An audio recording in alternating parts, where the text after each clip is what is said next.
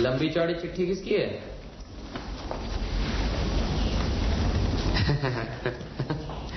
रामेश्वर बाबू की।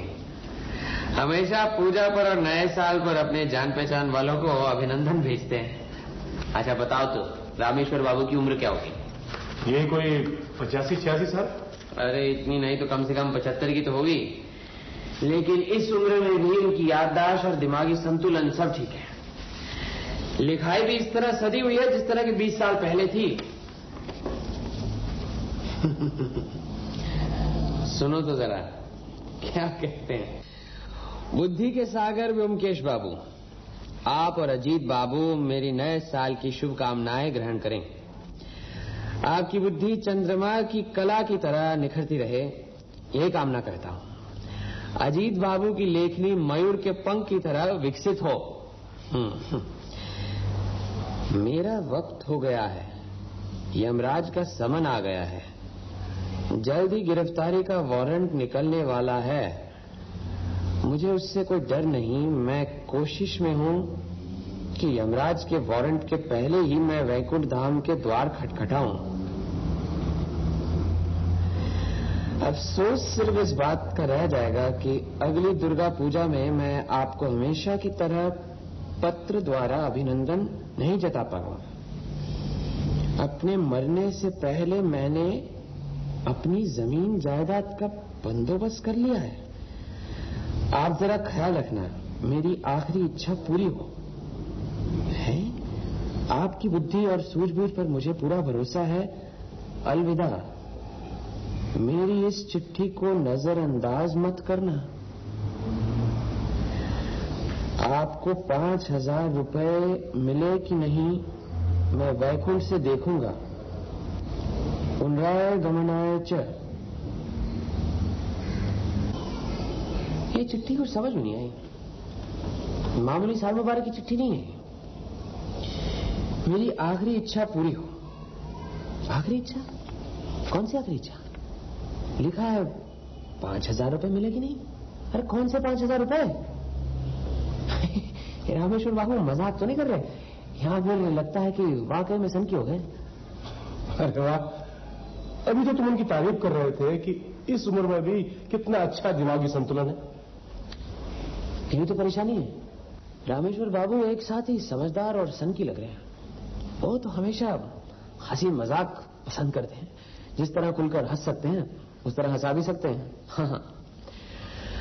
मैंने तो जितनी दुनिया देखी है, मेरी निजी राय तो यही है कि जिस शख्स के अंदर हास्य रस है वो कभी धनवान नहीं हो सकता। अरे लक्ष्मी जी की नेक नजर सिर्फ उल्लुओं पर ही होती है हमेशा। लेकिन रामेश्वर बाबू ने मेरी धारणा को मिट्टी में मिला दिया। इस हसोड़ के कलकत्ता में 8 मकान हैं और जो किराया मिलता है इन मकानों से वो हमेशा जमा होता रहता है। अच्छा, इस अगाध संपत्ति का वारिस कौन है? यही तो बेचारे मार खा गए। पहली पत्नी गुजर गई। एक बेवकूफ सा लड़का है कुशेश्वर और एक लड़की है नलिनी। दूसरी पत्नी है लेकिन बीमार और संतानहीन। मालूम है रामेश्वर बाबू से मैं पहले कहां मिला था? विजय सम्मेलन में अकेले अखाड़ा जमा रखा था। अजी ये तो कुछ भी नहीं हुआ। ये सुनिए, हमारे एक मित्र हैं रहने वाले रीवा के, एजेंट बीमा के। मिलते ही पूछेंगे बीमा कब कर रहे हैं, मानो कहते हो कि कब मर रहे हैं।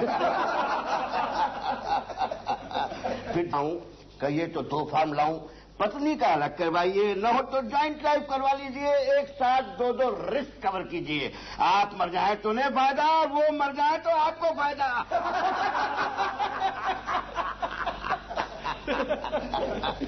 अब आप ही सोचिए कि मरने के बाद क्या फायदा और क्या घाटा। एक दिन बाजार में मिल गए, देखते ही पिल गए। बोले चाय पीजिए, हमने कहा बस रहने दीजिए।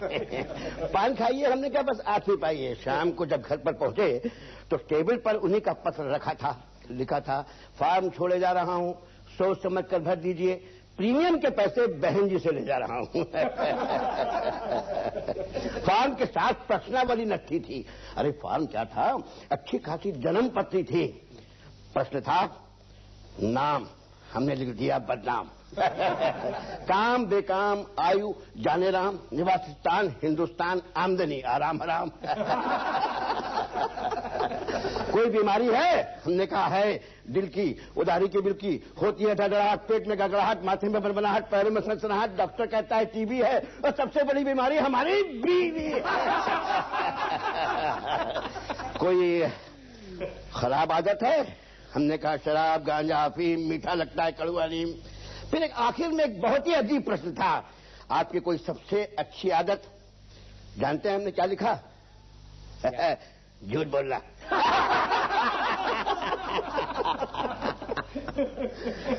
और सुनिए अंत में क्या हुआ, हाँ, भरकर भेज दिया फॉर्म इसी इंप्रेशन में कि भगदड़ मच जाएगी कारपोरेशन में।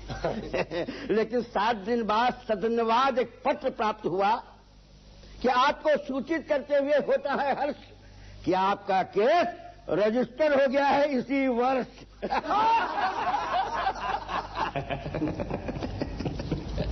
चलो चलो कल रामेश्वर बाबू से मिलाते हैं, पता नहीं और कितने दिन जिएंगे।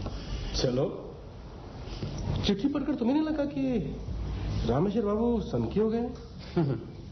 पितामह भीष्म क्या सनकी हो गए थे? हैं? आजकल तुम महाभारत बहुत ज्यादा पढ़ रहे हो।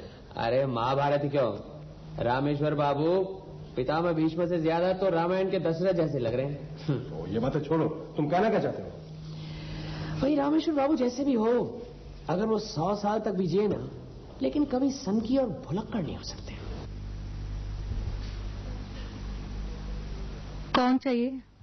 देखिए मेरा नाम ब्योमकेश बख्शी है, रामेश्वर बाबू से मिलना है। देखिए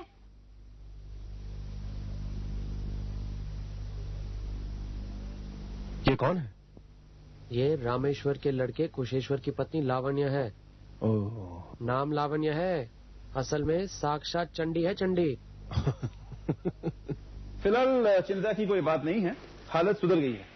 अगर ऐसी वैसी कोई बात हो तो मुझे फोन कर देना। जी। मैं चलता हूं, मुझे यहीं एक और पेशेंट देखना है।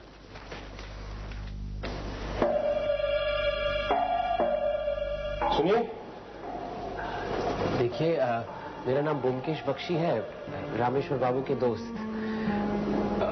ब्योमकेश बख्शी? अरे हाँ, पहचानेंगे क्यों नहीं। पिताजी की तबीयत ठीक नहीं है। क्या हुआ? कल रात अकस्मात दिल का दौरा पड़ा उन्हें।